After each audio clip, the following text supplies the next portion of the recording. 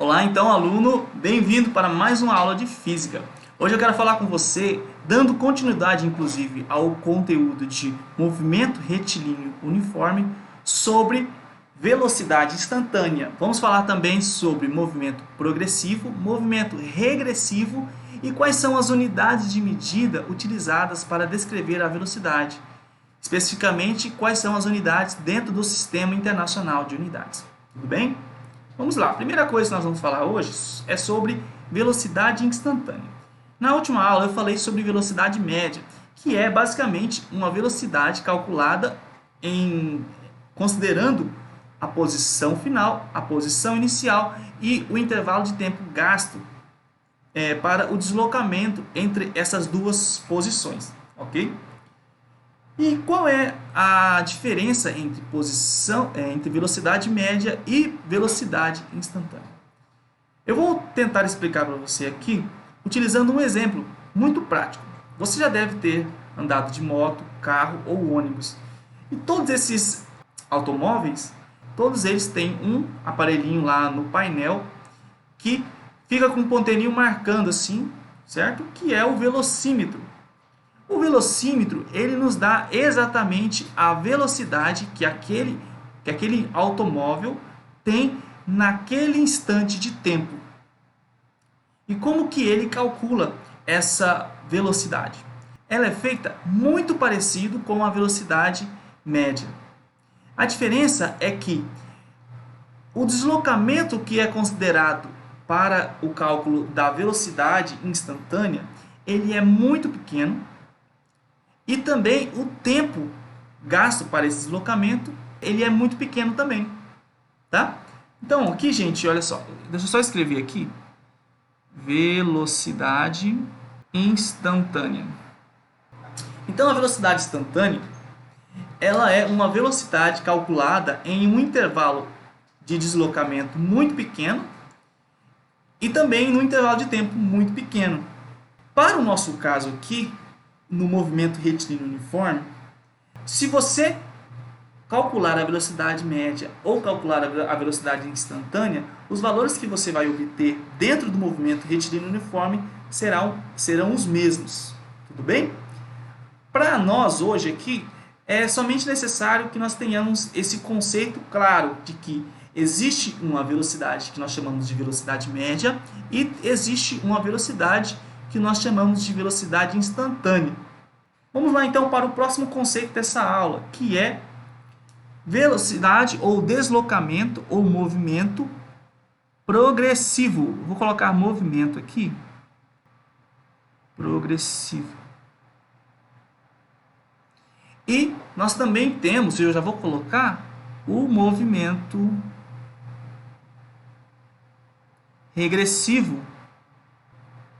Movimento progressivo e movimento regressivo dizem respeito ao valor do deslocamento. Se nós temos um movimento progressivo, nós temos que a posição ela está variando positivamente, ela está aumentando, certo? E não necessariamente saindo do zero e indo em direções positivas. Ela pode começar em valores negativos. Vamos desenhar isso para você visualizar mais fácil? Vamos desenhar nosso sistema de referência aqui, correto? Aqui a gente tem a origem, 0. Se eu tenho uma posição inicial aqui, o meu S0 é aqui, e o meu S é aqui, olha, o S é maior que o S0, correto? Porque o S0, ele não só é menor do que o S, mas ele é negativo ainda, tá? Valores negativos são menores que valores positivos, tudo bem? Se eu faço o cálculo do deslocamento, vamos imaginar alguns valores para o S e para o S0, tudo bem? O S0, vou imaginar que ele é a posição menos 3, e o S, vamos imaginar que ele é a posição 2, correto? Qual seria o deslocamento de S0 para S? O deslocamento, como nós sabemos, que é o ΔS, ele é igual a S menos S0, ok? S é 2, menos, eu vou abrir um parênteses porque o S0 é negativo, tá? Olha só, é 2 menos menos 3. Esse menos com esse menos vai ficar positivo, vai ficar mais. Então, vai ser 2 mais 3. O deslocamento aqui, então, é 5. E um 5 positivo. Então, o movimento aqui, ele é progressivo. E qual que é a diferença entre progressivo e regressivo? Exatamente o sinal do meu deslocamento. Se o deslocamento é positivo, o movimento é progressivo. E se o deslocamento é negativo, o movimento é regressivo. Tá? Nós podemos visualizar o movimento progressivo e regressivo de uma outra forma. Vou apagar aqui. Nós vamos desenhar em forma de gráfico. Um gráfico que nós vamos fazer da posição em relação ao tempo. Nós vamos ter aqui no eixo vertical a posição e no eixo horizontal o tempo. Da mesma forma aqui, ok? Quando nós pensamos em movimento progressivo,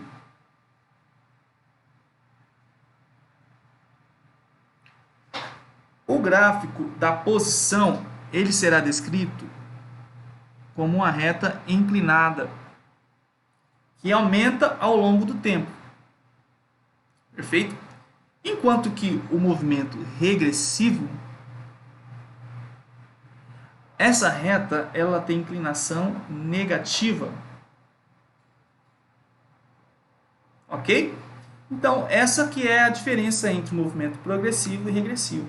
E você consegue ver muito facilmente que se eu pego qualquer posição aqui e tomo ela como inicial e depois pego uma posterior, que tem que ser na frente, porque o tempo anda para a direita, eu vou ver que a posição final sempre será maior que a inicial.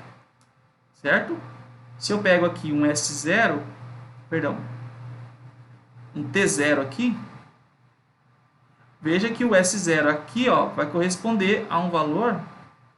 E se eu pego um instante de tempo posterior aqui, um instante de tempo T1, veja que o meu S de 1 vai ser maior que o S0. E essa é uma condição para o movimento progressivo. O que não acontece para um instante T0 no movimento regressivo, aonde o meu S0 é aqui, e eu pego um instante de tempo T1 aqui, o meu S1 é menor que o S0. Tudo bem? Então essa que é a diferença entre movimento progressivo e movimento regressivo. Para finalizar essa aula de hoje, eu quero falar sobre as unidades de medida necessárias para descrever o movimento retilíneo uniforme, ou necessariamente a velocidade. Tudo bem? A velocidade, vou escrever aqui unidades de medida. Unidades de velocidade. Ok? As unidades mais utilizadas para a velocidade são o metro por segundo e o quilômetros por hora. Para que você faça a conversão dessas duas unidades, basta que você faça uma pequena operação, na verdade duas, certo? Aonde você vai, se você quer converter o quilômetro para metros por segundo, você vai precisar dividir por 3,6.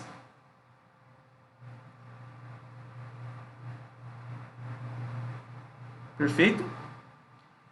O valor da velocidade em km por hora, você vai dividir por 3,6. Agora, se você quer converter metros por segundo para quilômetros por hora, você vai multiplicar por 3,6. Dessa forma, você converte de forma muito fácil as unidades de medida. Tudo bem? Para quem tem mais curiosidade, eu digo que essa conversão vem do fato de que uma hora tem 3.600 segundos. Tá ok? Então, pessoal, essa foi a aula de hoje. Um grande abraço e até a próxima oportunidade.